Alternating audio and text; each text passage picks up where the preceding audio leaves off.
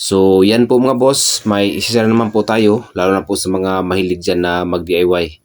So ito pong barina o electric drill mga boss, subukan natin ito paandarin para malaman natin yung ano po ang issue nito.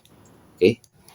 Kahit murahin lang po ito mga boss, so sayang man po ito dahil okay pa naman to mga boss, magagamit man natin kung kapag may tinatrabaho tayo mga kailangan ng barina.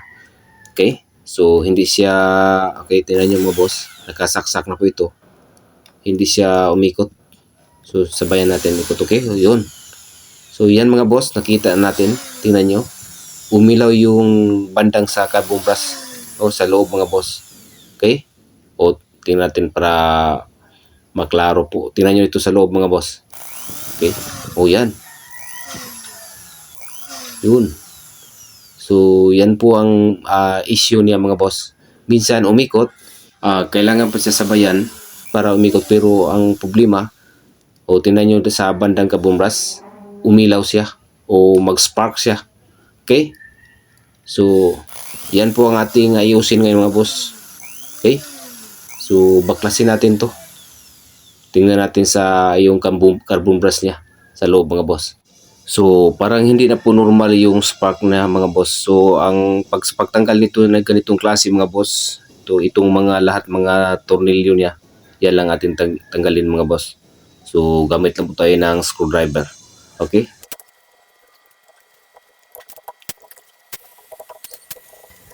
Tapos, sa pagtanggal po mga boss, sa pagbaklas po natin, yan po ang dapat tandaan na tandaan natin kung ano ang tinanggal natin para sa pagbalik hindi tayo magka-problema. Okay?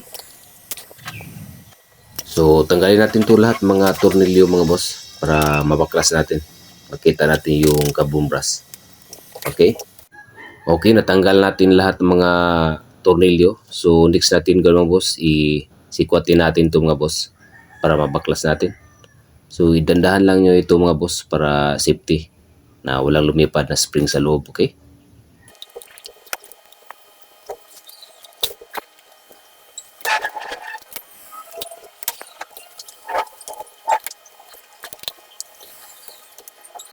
Okay, so yun mga boss, na baklas natin.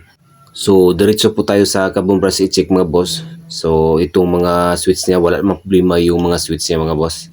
So diretso po tayo sa kabumbras dahil hindi na po normal yung spark niya, ang lakas ng spark sa kanyang kabumbras. Okay, so i-zoom lang natin to konti mga boss para makita nyo yung mga kabumbras natin sa itong drill, electric drill. So ito mga boss, itong amateur niya.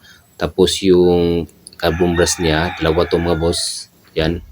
So yan ang tanggalin natin para makita natin yung ang kanya pong carbon brush, okay? At ngayon sikwatin natin to mga boss. Gamit na po tayo ng maliit na screwdriver. So ditong banda mga boss, ingatan nyo pag sikwat mga boss, idandahan nyo lang. Para dahil puro to mga plastic yung housing sa carbon brush. Okay?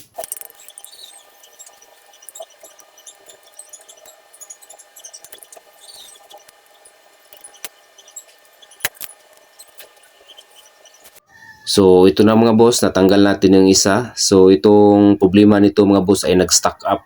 So tingnan nyo mga boss, hindi po gumalaw yung kanyang carbon brush. So yan po ang dahilan mga boss na nag-lose contact siya. Tingnan nyo. Dapat ito mga boss, gumalaw to yung carbon brush niya. So naka-pre-wheel sa kanyang housing. So okay. So itong carbon brush mga boss, okay pa naman. Medyo mataas pa man yung carbon brush niya. So, ang gawin natin dito mga boss ay lihain natin to kunti itong carbon brush.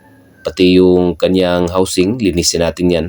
Para po magagalaw yung carbon brush sa loob po sa kanyang housing. Dapat yung carbon brush ay hindi po nag-stack up mga boss, makagalaw po sa loob ng housing. Dahil yung carbon brush ay pinupos po siya sa kanya pong return spring patungo po sa kanyang amateur. Okay? At ngayon ito namang isang carbon brush, tanggalin natin to mga boss para makita natin kung ano po ang kanyang problema. Okay, natanggal natin isang carbon brush. So magkatulad sila mga boss, naka-stack up yung carbon brush sa loob sa kanyang housing. So ngayon ang gawin natin ito mga boss ay lihain natin to kunti yung carbon brush pati yung housing. Linisin natin yun. Dapat po hindi siya mag-stack up sa loob sa kanyang housing, itong kaboom brush mga boss. Dapat naka-pre-wheel siya. Okay? At ngayon, linisin natin to mga boss para mag-assemble na po tayo para mag-testing.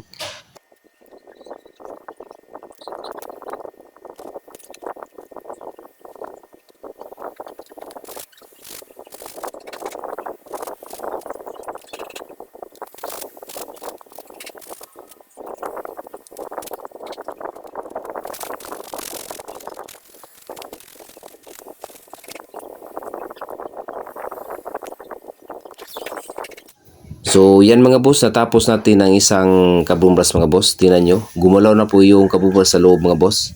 So yan po dapat na makagalaw po yung kaboom brush. Hindi katulad kanina nag-stack up, hindi na po gumalaw yung kaboom brush. Okay? So ang next natin, ito namang isang kaboom brush mga boss. Dapat po ito ay naka-pre-wheel sa kanyang housing. Okay? At pagkatapos na itong dalawang kaboom brush malinisan natin, kapag okay na, pati yung amateur niya mga boss, lihain natin yan ang amateur yung nadapatan sa kaboom brush. Okay?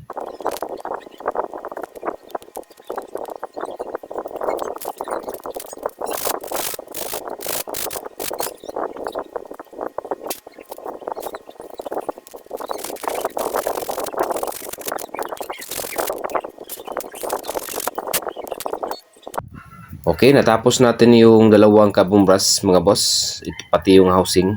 Okay, nagpangsyon na yung kaboom brush. So, next natin mga boss, dito na po tayo sa kanya pong amateur. Linihain natin itong amateur mga boss para hindi po mag-lose contact. So, ipalabas natin yung kulay na tanso sa kanyang amateur. Okay?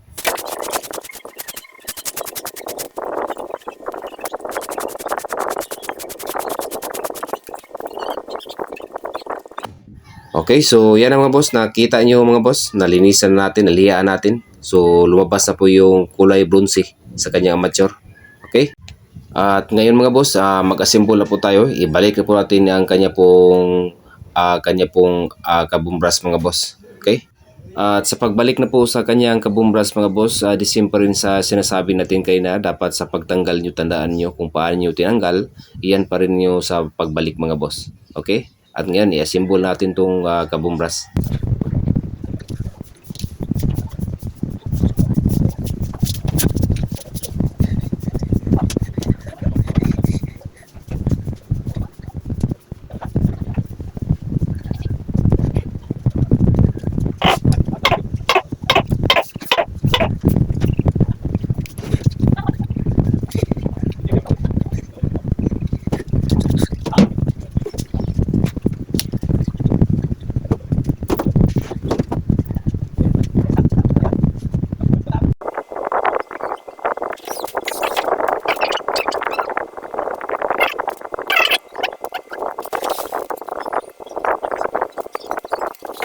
Okay, natapos natin nalagay yung kaboom brush mga boss. Tingnan nyo mga boss, nagpangsyon na po mga boss. Okay?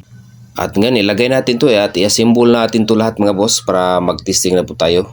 Para malaman natin kung gagana ba yung ating ginawa natin. At same pa rin mga boss, yung lahat na tinanggal nating tornilyo ay ibalik po natin. Okay?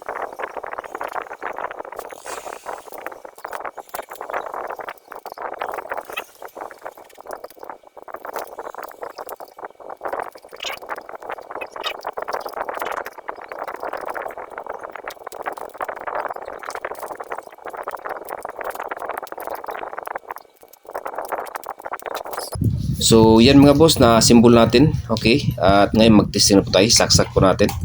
At ngayon subukan natin to. Okay, so yun mga boss. Okay, wala pong tingnan natin yung ang spark kanina. So okay, so yun mga boss, gagana po yung ginawa natin. So para po sa mahilig mag-DIY dyan, so yan, may natutunan na kayo o may makuha na kayong idea sa ginawa natin. Okay? So yan lang po ating kabuang video mga boss, at maraming salamat sa inyong panood at God bless. Ingat po sa pag-DIY.